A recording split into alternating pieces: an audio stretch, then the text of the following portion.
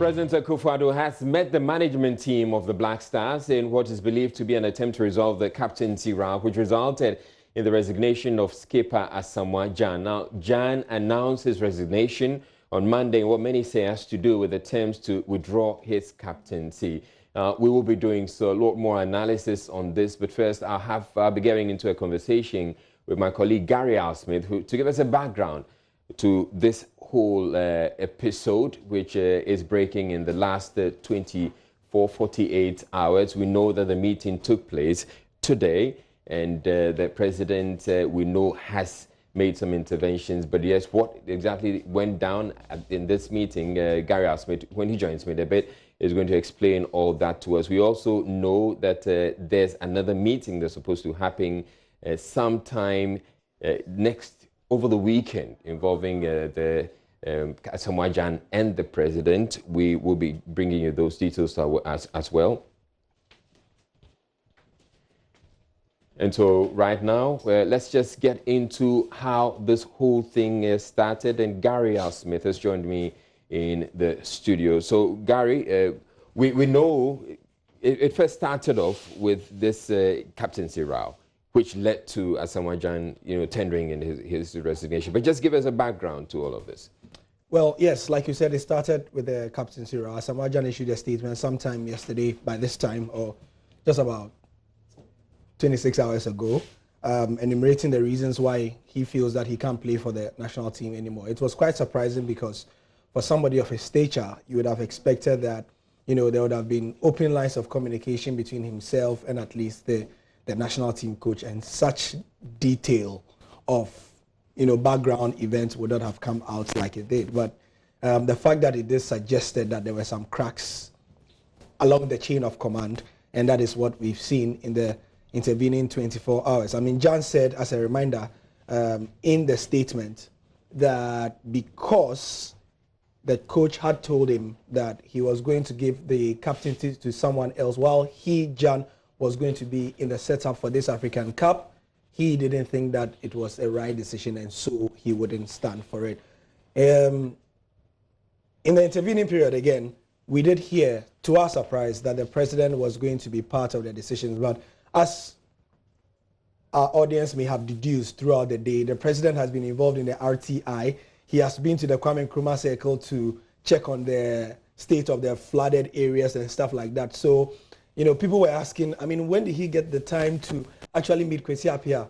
The answer is he did not physically meet Kwesi Appiah. He spoke to him on the phone.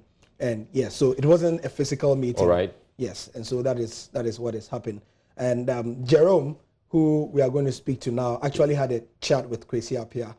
Following that conversation between the president and Kwesi Appiah. We know the outcome, but since Jerome actually spoke to Kwesi Appiah, he will be in a better condition. So let's get on to Skype right now and get to speak with Jerome Asare. He's a sports journalist. Thank you for joining us, Jerome. So we know that you've interacted with Kwesi Appiah since that conversation he had with the president. What are you learning went down? Well, I wanted to find out from whether indeed he had met the president, or indeed whether he was resigning as some were reporting. The indication I got from the coach was that, yes, there was some kind of a meeting between him and the president. I do not know whether it was on phone or he met him personally.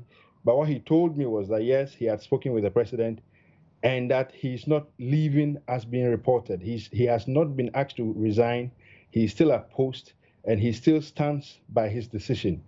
Then I also found out from him whether the president asked him to backtrack his decision on Asamoah Gyan. And his point was that he justified why he thinks Asamoah Gyan must be the general captain, and the president gave him his support because at the end of the day, he is the coach of the Black Stars, and his position as coach of the team must be respected. So, in effect, let's get this clear here. So, he tells you that the president, is it that the president suggested that he reinstate Asamoah Gyan as captain? Not at all. From my interaction with him, the president only wanted to know the fact of the matter. What is it that happened? And he, as coach, explained the issues to him. And in the opinion of Coach Kwesi Appiah, I mean, I'm not his spokesperson, but from what he told me, he doesn't even get why people appear to be taking issues out of context.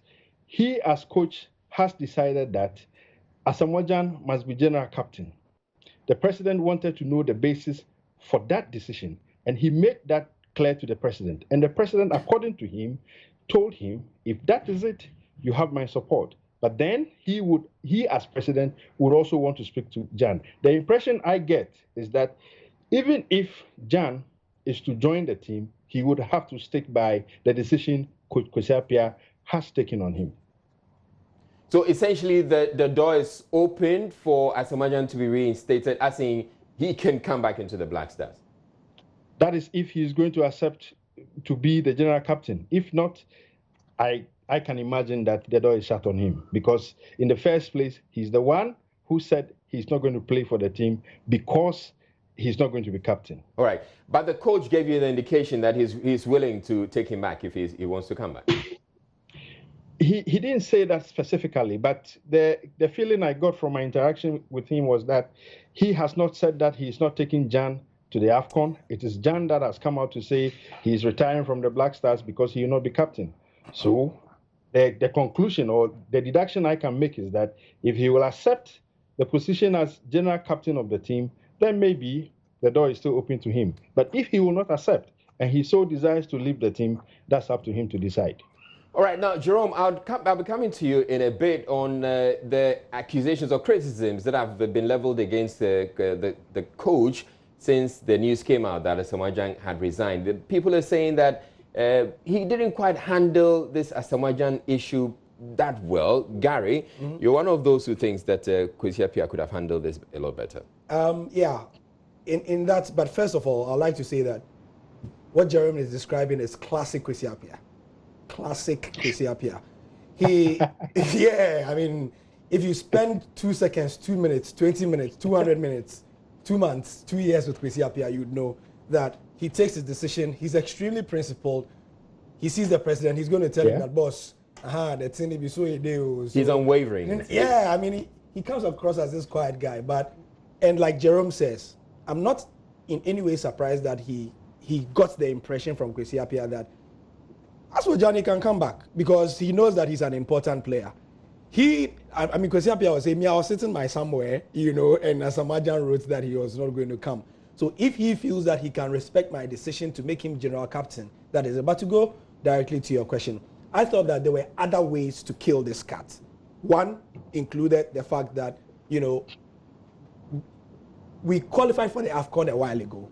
If you wanted to put this decision across, don't forget that about a couple of months ago, Asamoah Gyan was in a state where if you called him on the phone and said, you know what, because of your form, his form was non-existent at that time.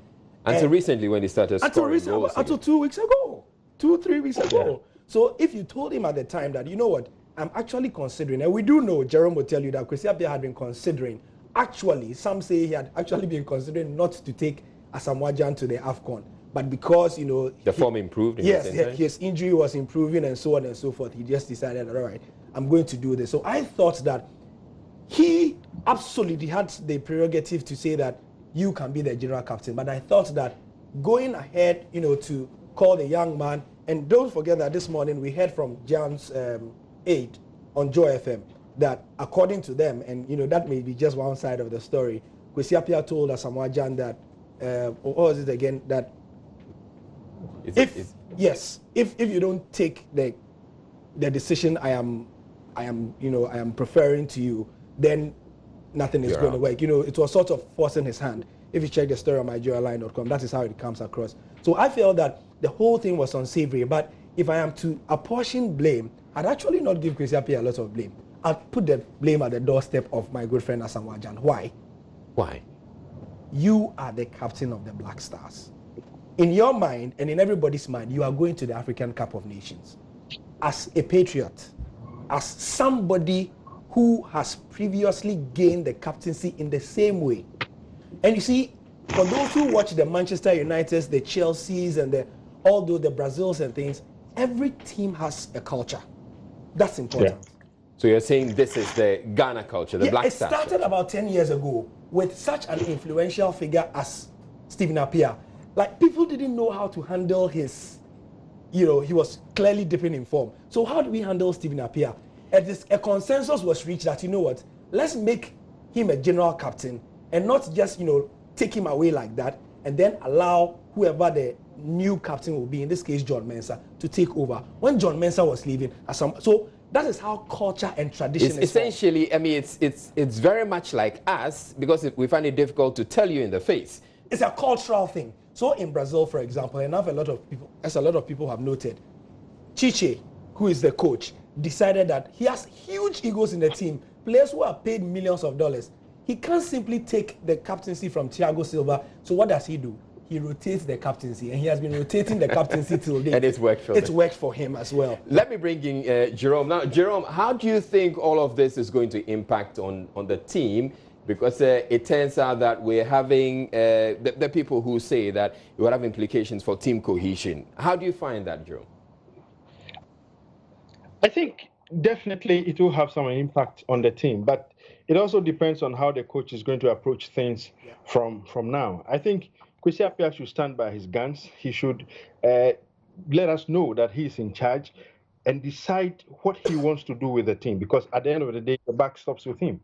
If he backtracks, it is going to paint a picture of a coach who is not able to stand by his word, who doesn't have firm control of the team. My feeling is that this is something we have done over time. I mean, if you check the history of the Black Stars in the last 8 to 10 years, perhaps at every tournament, an issue comes up, and it is always an issue that is off the pitch. And our inability to handle such issues always have an effect on how the team performs. So I'm expecting the coach to stand by his guns, let every player understand that he is in charge and he will do what he thinks will serve the interest of the team. If not, and he backtracks or goes back to do anything that would look like he's bowing to the pressure that is coming from the public or from any quarters, I do not think Kwesi Appiah will survive under such circumstance. All right, thank you very much, Jerome. And Jerome will be joining Evans Mens on PM Express later on, and we'll be having a lot more analysis on this issue when Gary comes on later with sports. Final words, I guess? Final words, yes. So where do we go from here? I think this opens the way for us to start the preparations for the AFCON. So as a lot of viewers would know, we had been saying for a long time that the squad, the provisional list, was supposed to come out on Monday, which was yesterday. But clearly, because of all this, it needed to be out of the way for him to. So we know the list is ready. I mean, certain quarters even have the list and all that. He can release the list. They can start their campaign in Abu Dhabi on June the 1st. They can have their friendly games with Zimbabwe and South Africa. And for me, I think that we have reached a stage where, with what has happened today, we can grab the bull by the horn and just keep running and everything will be sorted. I don't see any reason why there should be a lot of this, I understand, has to do with who becomes, of course, it has to do with who becomes the next captain of the Black Stars. That is decided. Indeed, it's been decided. Yes. Well, there was talk that Andrea Yu. No, that's 100%. That's official. Like, we know. But there are those two who also say that if you decide to pick Andrea Yu, it could essentially deepen the factions. I was one of those, and I said so on the Joy Super Morning Show this morning. Why did I say so? I mean, anybody who has hung around the team knows that the team has been divided, at least for the last 8 years, into 2 power blocks, the Jan power block and the Andre power block. Unlike in previous situations like Anthony Yeboah, Abedi-Pele, it hasn't spilled onto the surface, which is why you've always seen the 2 players happy and all that. It's always been undercurrent. So on the pitch, they do the job. As we say at Multimedia, we don't have to be friends to get the job done. So they have done that. No salutes. No salutes. Yeah, just get the job done. So at this point, if Andre is the captain, I was of the view that maybe the guys in the Jam camp will feel that, yeah, you've fought for the captaincy for so long and you've got it and we are not going to respect you. But the answer is in what Jerome said. It's now time for Kwesi Appiah. It's all up to him now. Right. He can lay the letter and the rule of the law, and hopefully everybody will fall in line and we go for a good African Cup, even if we don't win. All right, thank you very much, Thank you, Gary Smith. Now.